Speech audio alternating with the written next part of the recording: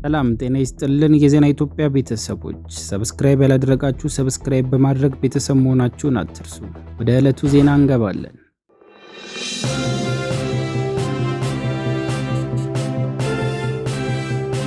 አዘርባይጃን ዛሬ ጠዋት የኢራን ድሮን አየር ማረፊያ ላይ ጥቃት ማድረሱን ከገለጸች በኋላ የሀገሪቱ ፕሬዝዳንት ኢልሃም አሊየቭ የሀገሪቱ ጦር ኃይሎች ለአጸፋዊ እርምጃ እንዲዘጋጁ ትዕዛዝ መስጠታቸውን አስታወቁ። በተመሳሳይ ጊዜ አሜሪካና እስራኤል በኢራን ላይ ጥቃት በከፈቱበት ስድስተኛ ቀን ላይ በቴሄራን እና በሌሎች የኢራን ከተሞች ውስጥ ከባድ ፍንዳታ እየተሰሙ ይገኛል። በአዘርባይጃን በኩል በድሮን ጥቃቱ 2 ንጹሃን ጉዳት እንደደረሰባቸው የሀገሪቱ የውጭ ጉዳይ ሚኒስቴር አስታወቀ። የድሮን ጥቃቱ የተፈጸመው ኢራንና አርሜኒያ በምታዋስን አዘርባይጃኗ ግዛት ናኪቺቫን እንደሆነ ተገልጿል። በሌላ በኩል ደግሞ ከኢራን በኩል ከፍተኛ መጠን ያላቸው ሚሳኤሎች በእስራኤል ላይ መተኮሳቸውን ጦር ሰራዊቱ አስታውቋል።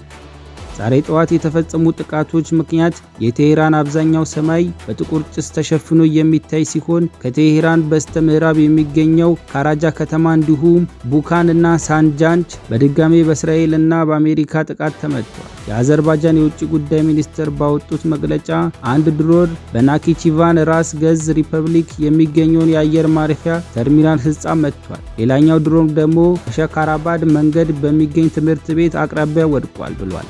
የኢራን መንግስት በበኩሉ ጥቃቱን እንዳልፈጸመ በመግለጽ ክሱን አስተባብሏል። በተመሳሳይ ጊዜ ኢራን ከፍተኛ ቁጥር ያላቸው ሚሳኤሎች ወደ እስራኤል መተኮሷን ተከትሎ የእስራኤል ጦር ሚሳኤሎቹን ለማክሸፍ ጥረት እያደረገ መሆኑንና ዜጎቹ መሸሸጊያ ቦታ ውስጥ እንዲቆዩ ማስጠንቀቂያ እያስተላለፈ ይገኛል። የአዘርባይጃን ፕሬዝዳንት ኢልሃም አሊየቭ ጥቃቱን በአገራችን ላይ የተፈጸመ የሽብር ድርጊት እንደሆነ ገልጸዋል። ኢራን ተጠያቂ እንድትሆን ጥሪ አቅርቧል። ፕሬዝዳንቱ የጦር ኃይሎቻቸውን አጸፋዊ እርምጃ እንዲያዘጋጁና እንዲተገብሩ መመሪያ ሰጥቷል ሲሉም አስታውቋል። በዚህም መካከል ጦርነቱ ከተጀመረ በኋላ በኢራን ሚሳኤሎችና ድሮኖች በተከታታይ ጥቃት የተፈጸመባቸው ያላቸው የተባበሩት አረብ ኤሚሬት በዛሬው ዕለት ሚሳኤሎችንና ከ100 በላይ ድሮኖችን እንደተተኮሰባት አሳውቃለች።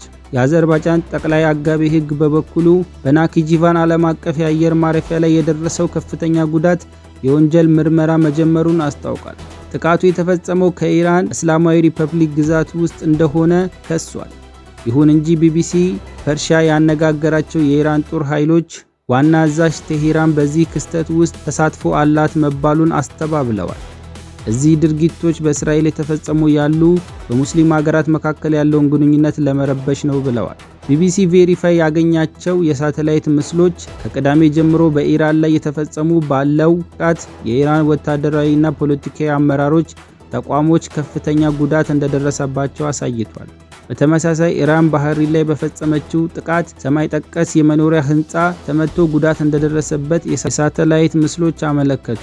በኢራን ላይ ጥቃት ከተከፈተበት ዕለት አንስቶ 1045 ሰዎች መገደላቸውን የሀገሪቱ መገናኛ ብዙሃን የዘገበ ሲሆን የአሜሪካና የእስራኤል በኢራን ላይ የተቋረጠ ጥቃት እየፈጸሙ ባለበት ጊዜ ኢራንም በእስራኤልና በሌሎች የመካከል ምስራቅ አገራት ላይ ሚሳኤሎችና የድሮን አጸፋዊ ጥቃቶች እየፈጸመች ትገኛለች።